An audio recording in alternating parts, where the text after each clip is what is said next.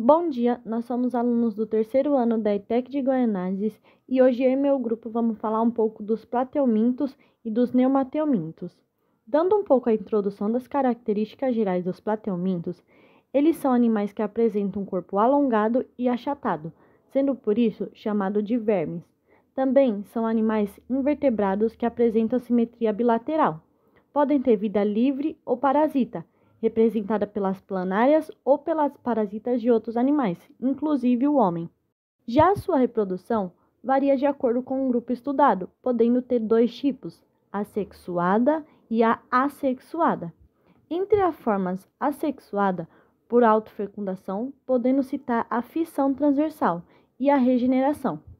Já no caso da reprodução sexuada, pode destacar-se a autofecundação e a fecundação cruzada. A classificação dos plateumintos é dividida em duas partes, os plateumintos de vida livre e os parasitas.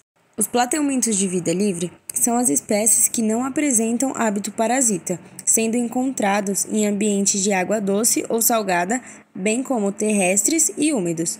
As espécies de plateuminto de vida livre mais conhecidas são chamadas popularmente de planárias.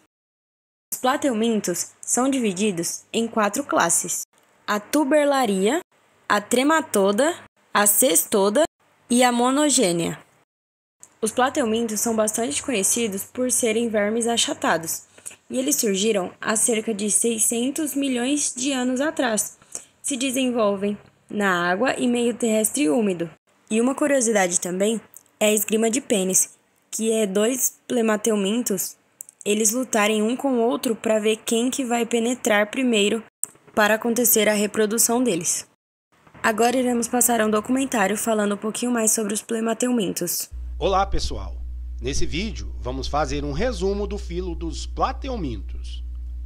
Os plateumintos são conhecidos como vermes que possuem um corpo achatado dorso-ventralmente. Esses animais podem apresentar desde poucos milímetros até metros de comprimento. São encontrados em ambientes marinhos, de água doce, em solos úmidos e também como parasitas no interior de outros animais. Eles são bastante conhecidos pelas parasitoses que causam nos humanos, como por exemplo a esquistossomose e a ateníase. Os plateumintos são animais triblásticos, apresentando 3 camadas germinativas: ectoderme, mesoderme e endoderme.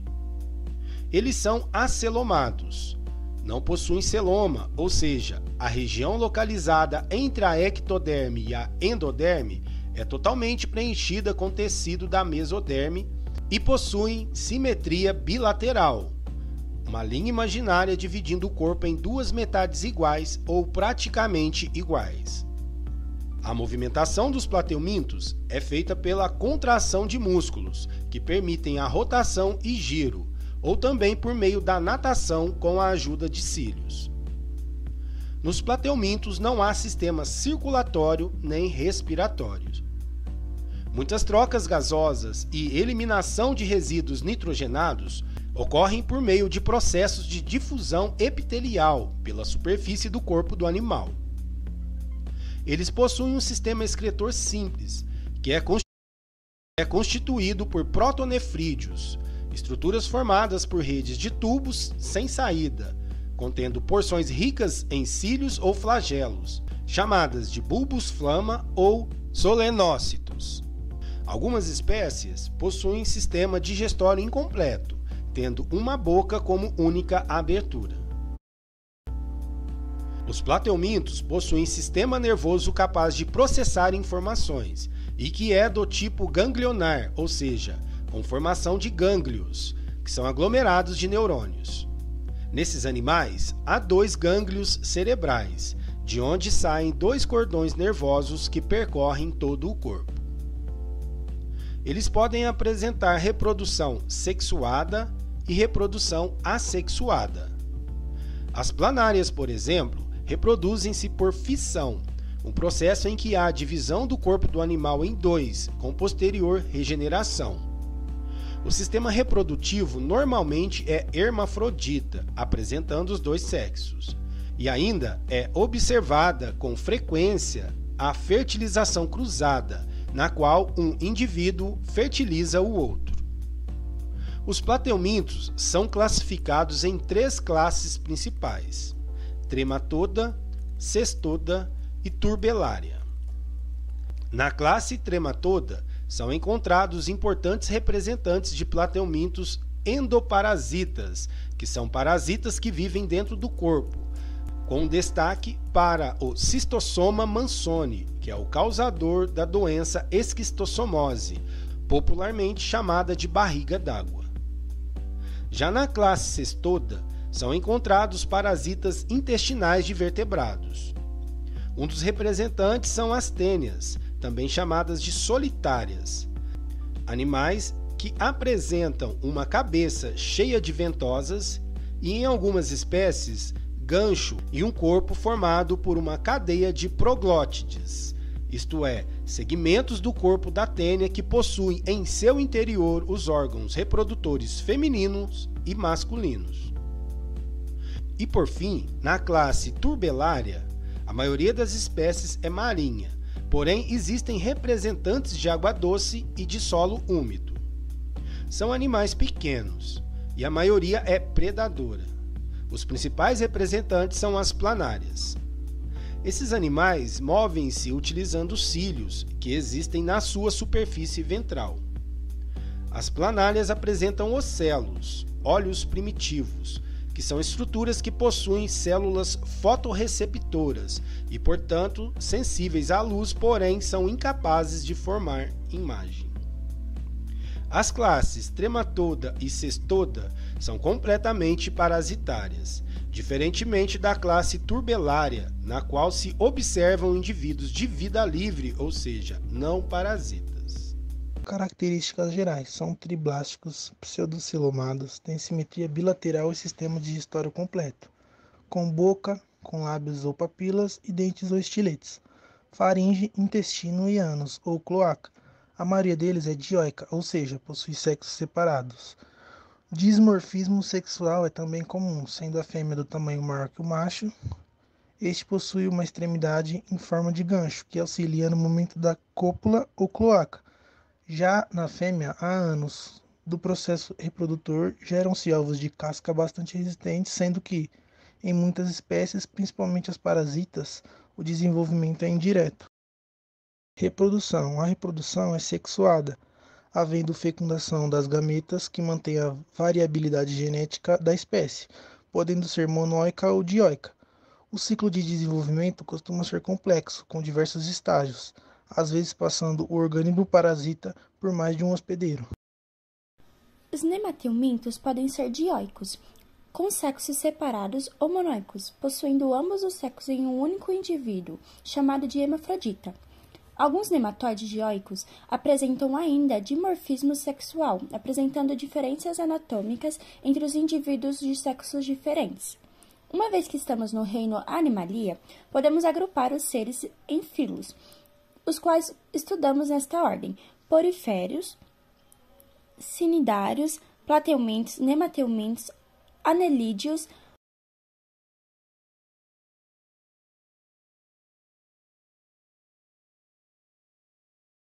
Uma curiosidade é que esses vermes possuem estruturas bastante parecidas com os dentes humanos e que são utilizados para perfurar e até se fixar de maneira parasitária em outros organismos. Os nemateumintos realizam uma digestão bem particular, contam com enzimas e que permitem potencializar a absorção dos nutrientes. Apesar de ser conhecido pelas verminoses, principalmente pela infecção parasitária de mamíferos, o filo dos nemateumintos não é restrito às espécies endoparasitas. Na verdade, existem cerca de 80 mil espécies de nematóides, mas são conhecidas algumas poucas dezenas de espécies realmente com hábitos de parasitar. Uma das primeiras doenças é o bicho geográfico. É uma enfermidade transmitida pelo parasita Ankylostoma brasiliense, que vive no intestino de gatos e cães. Os ovos eclodem na areia e podem penetrar na pele humana. Contudo, os vermes não atingem a circulação humana, portanto permanecem nos tecidos da pele. Assim, a larva vai causando lesões irregulares na pele que deixa rastros semelhantes a um mapa. Os ascaris lumbricoides, também conhecido como lombriga, mede de 15 cm a 30 cm. Ele habita o intestino delgado porque vive à base dos alimentos ingeridos pela pessoa parasitada. O amarelão, há duas possíveis parasitas para essa doença, o Ancylostoma duodenale e o Necator americanus, que medem cerca de 10 mm. Eles vivem aderidos à mucosa do intestino delgado da pessoa parasitada, onde se alimenta do sangue. Como são hematófagos, a anemia é o principal sintoma dessa parasitose, o que gera cor amarelada na pele, por isso o nome popular é amarelão. Os ovos são eliminados pelas fezes do hospedeiro e chegam ao meio externo. Lá, transformam-se em larvas, penetram-se na pele, alcançam as veias e podem chegar até o coração e pulmão. Por isso, há pessoas tão infestadas de vermes porque podem até mesmo tossi-los, assim como as lombrigas. A filariose ou o elefantíase é o causador dessa doença. Os vermes adultos habitam o sistema linfático e provocam inflamação dos vasos linfáticos, impedindo a drenagem de linfa. O acúmulo de linfa produz inchaço nos pés, pernas, mamas e bolsa escrotal, tornando os membros grandes como o de elefante, por isso o nome. A doença é transmitida pelo mosquito Culex, que, ao aplicar uma pessoa infectada, espalha as larvas para as outras pessoas à medida em que vai picando os outros indivíduos. E por último, a osteourose, o parasita chamado Enterobius vermicularis, popularmente chamado de osteurus, é o causador. Ele se aloja no intestino grosso humano, hospedeiro definitivo, e deposita seus ovos na região anal, provocando coceira que auxilia na liberação desses ovos no ambiente. A doença é transmitida a partir de contato direto entre os ovos do verme, liberados nas fezes ou nas unhas das pessoas que coçou. Além de também poder ocorrer através da ingestão de comida e bebida infectada. É uma doença muito comum em jardins de infância. E aqui fica um documentário explicativo sobre os nemateumintos. Um número enorme de indivíduos ainda vivem sem condições mínimas de saneamento básico, o que torna essas pessoas bastante vulneráveis a diversos tipos de contaminação, principalmente por doenças causadas por eles, os nemateumintos. Mas calma, meus amigos, se você não conhece esses animais, nós vamos aprender quem eles são, e mais ainda, vamos saber os estragos que eles podem causar.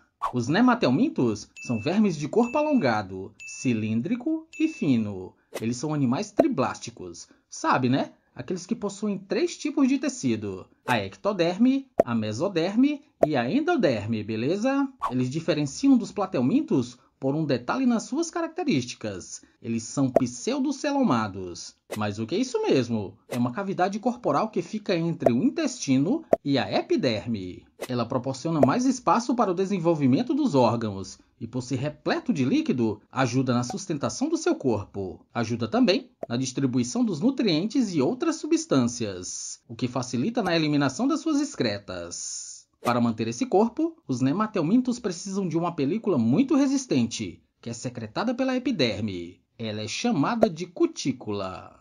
Essa estrutura protege o seu corpo contra o atrito das partículas do solo, e nas espécies parasitas, ela protege contra as defesas do hospedeiro. Esses animais possuem um sistema digestório completo, constituído por uma boca, por uma faringe, por intestino retilíneo e o ânus.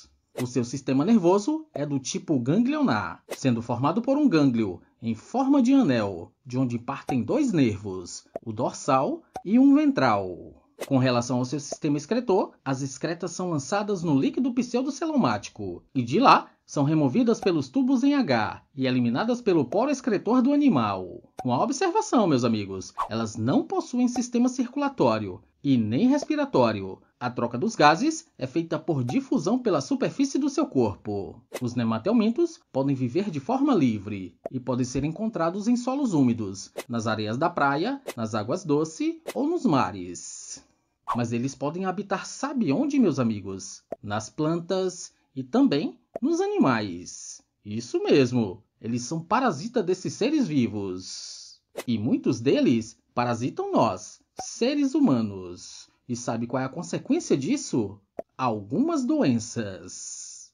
E a primeira é a ascaridíase. Ela é provocada pelas Ascaris lumbricoides. Já ouviram falar em lombriga, né? Pois é, ela é o agente causador dessa doença. Ela pode medir 40 centímetros de comprimento e tem como casa o intestino delgado de uma pessoa. E lá, meus amigos, é onde esse animal faz a sua reprodução. Os ovos são eliminados pelo poro genital da fêmea e são misturados com as fezes dos seres humanos. Sem saneamento adequado, essas fezes podem contaminar todo o ambiente à sua volta. Podem ser ingeridos novamente pelos seres humanos. Daí, os ovos vão parar no intestino, formando larvas que perfuram esse intestino até cair na corrente sanguínea. Vai passando pelo fígado, pelo coração, até chegar nos pulmões. Perfuram os alvéolos pulmonares e vai subindo pelos brônquios, até chegar na faringe, onde são novamente deglutidos até chegar no intestino novamente. Ufa, que percurso, né? Assim, dão origem aos vermes adultos, que vão parasitar e fazer novas reproduções, beleza?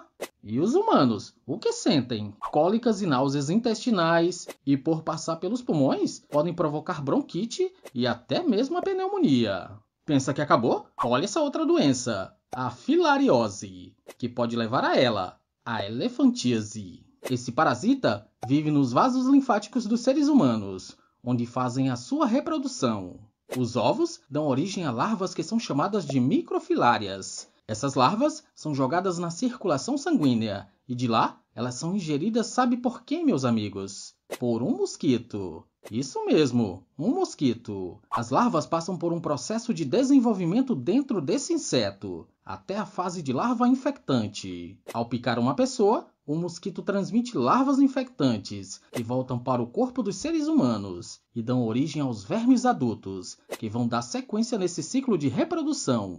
Mas olha isso, meus amigos! Sabe por que os membros das pessoas infectadas ficam tão inchadas? Vamos lá! Como esses vermes habitam vasos linfáticos, em casos mais graves, esses inchaços são causados pelos entupimentos desses vasos, causando o derrame de um líquido que é chamado de linfa. Daí, esse líquido vai migrando para os tecidos vizinhos, o que causam esses inchaços desproporcionais.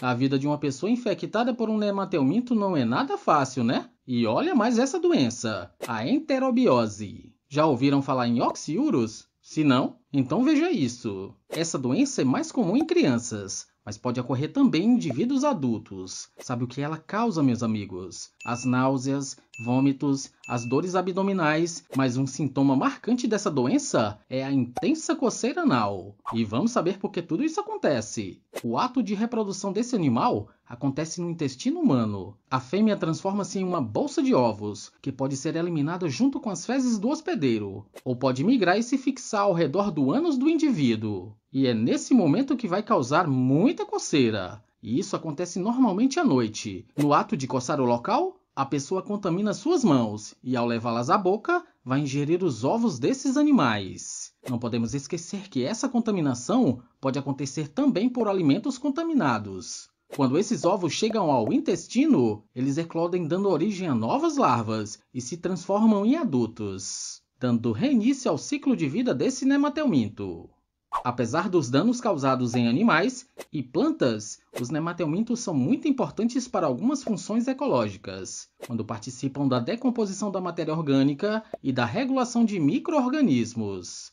Já as medidas para evitar aquelas doenças como a ascaridíase é lavar bem os alimentos, ferver a água antes de ingeri-la e cobrar o saneamento básico da sua localidade. Já para evitar a filariose, controle populacional do mosquito, o uso de telas protetoras e repelente também já ajudam. Para evitar a enterobiose, é fazer a troca de lençóis de cama e, principalmente, a higiene pessoal completa. Assim, podemos diminuir que mais pessoas sofram com a ação desses animais, que vão fazer de tudo para continuar sobrevivendo. Esses são os nematelmintos, e esse é mais um vídeo aqui, do canal Ciências.